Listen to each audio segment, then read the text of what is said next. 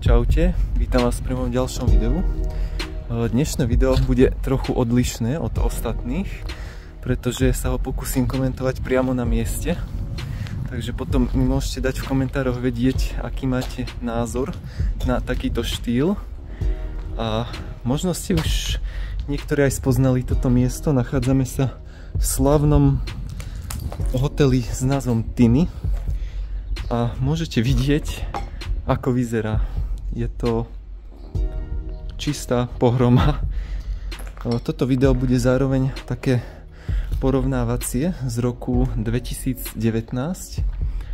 Vtedy som tu vlastne bol prvýkrát, čiže to už je 5 rokov dozadu.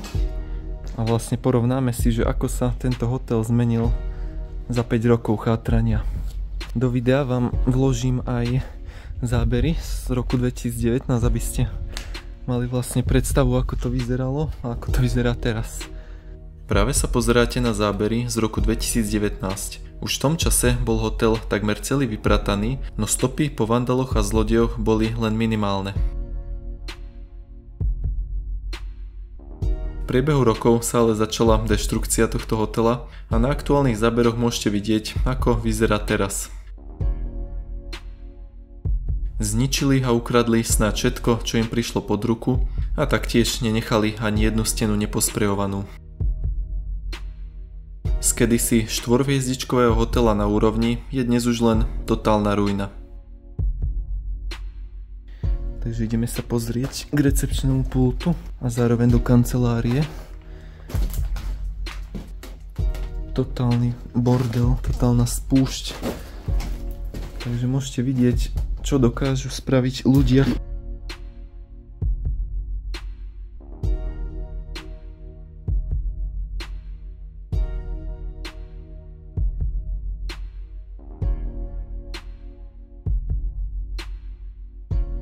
Peniaze v opustenej budove? To sa už dnes len tak nevidí.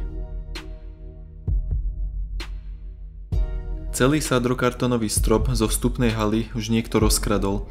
Veľmi by ma zaujímalo, na čo niekomu bol a ako sa dá ešte vôbec použiť. Takže pokračujeme do časti, kde bola jedáleň a kuchyňa. Takže dverami pred nami vstupujeme do jedálne. Ona už vtedy vlastne v 2019 bola prázdna. Či vlastne ten hnutelný majetok už bol vyprataný.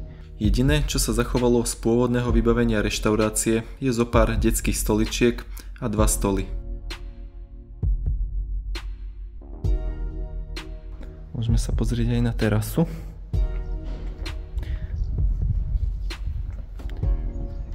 Tiež všade črepiny zo skla. A pod balkónom vyhádzaný nábytok. Človek by to ani nepovedal, že vlastne hotel, ktorý je takto vzdialený od veľkých miest, že dopadne takto. Tuto vlastne môžeme vidieť, že bol zrejme kedysi bar na tomto mieste. Reštaurácia je priamo prepojená s kuchyňou. Tu už toho taktiež veľa neostalo. Žiadne spotrebiče tu už nie sú, no opäť všade vidíme pografitované steny.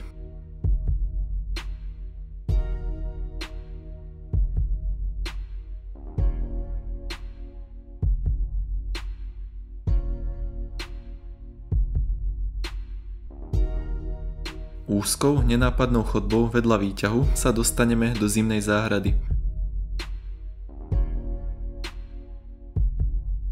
Všetky okná sú tu rozbité a niektoré dokonca úplne chýbajú.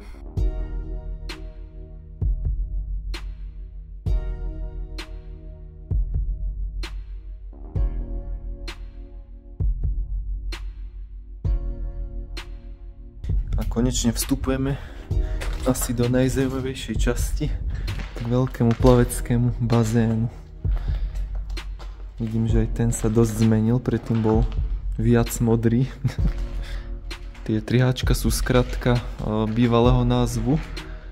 Predtým sa totiž nevolal Tiny, ale Horský hotel Hájnice. A vlastne podľa týchto 2 delfínov vzniklo aj krycie meno pre tento hotel, teda Hotel Delfín, aby ho ľudia nenašli, no ale Môžeme vidieť, že to zrejme nezabralo.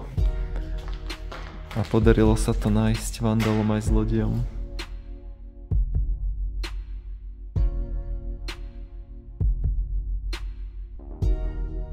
Na rozdiel od vyšších poschodí bol wellness v roku 2019 úplne nedotknutý. Stačilo by napustiť bazény, zapnúť sauny a wellness by mohol ďalej fungovať. Takže vo wellnesse sa ďalej nachádzali aj masáže a taktiež by tu mali byť aj sauny, ktoré, ak si dobre pamätám, boli niekde tu. Tu je vlastne jedna takáto okachličkovaná, druhá bola drevená.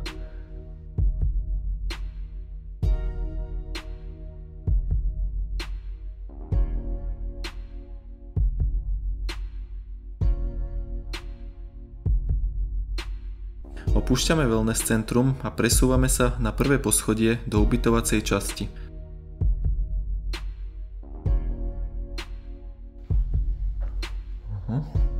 Sú zabednené okna, sa to snažili nejakým spôsobom aspoň zachrániť, ale toto už asi nezachráni nikto. V čase našej návštevy bolo ešte mnoho izieb neprístupných. Dnes už ale v hoteli nenájdete ani jedny zamknuté dvere. Na najvyššom poschodí je umiestnená táto veľká kongresová miestnosť, kde to aktuálne vyzerá ako po výbuchu.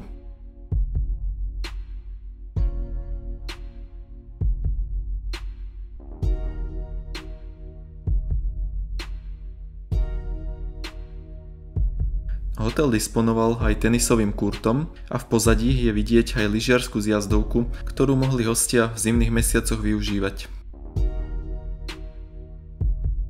Ak chcete vlastne vedieť, prečo tento hotel skončil, tak vám odporúčam si pozrieť moje video práve z roku 2019. Dávam ho aj do popisu, aj vpravo hore vám vyskočí teraz v karte.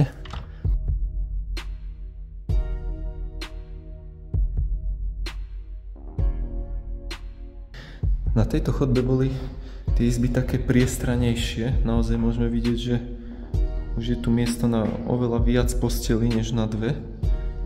Takže zrejme aj nejaké možno rodinné apartmány alebo niečo na ten štýl.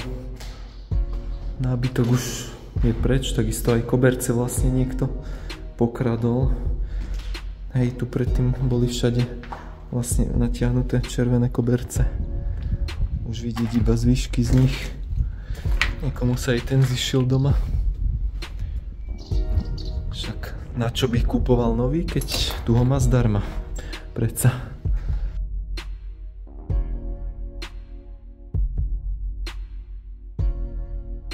A na záver sa pozrieme na najvyššie poschodie s izbami.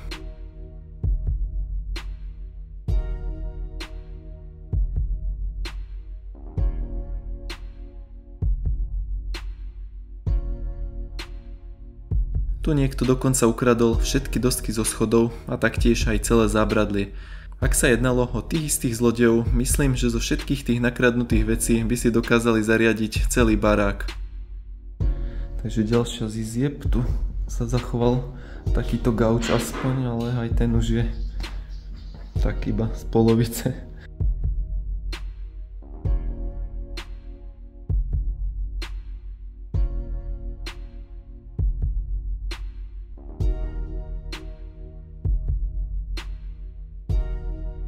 Ak sa vám aj takýto štýl videa páčil, určite nezabudnite zanechať like.